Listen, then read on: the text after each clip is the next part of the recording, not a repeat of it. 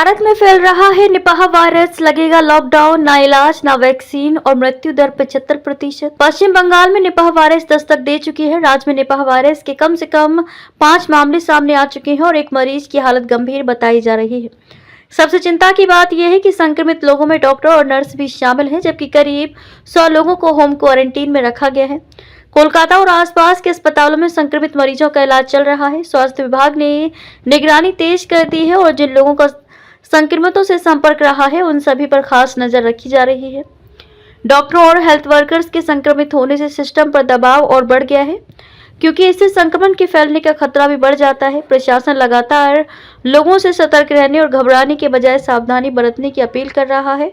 Nipah virus को दुनिया के सबसे खतरनाक वायरस में गिना जाता है।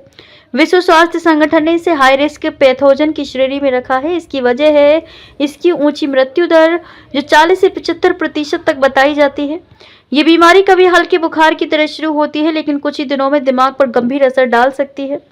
मरीज को एन्सेफेलाइटिस यानी कि दिमाग में सूजन हो सकती है, जो जानलेवा साबित होती है। निपाह वायरस के शुरुआती लक्षण सामान्य वायरल बुखार जैसे होते हैं।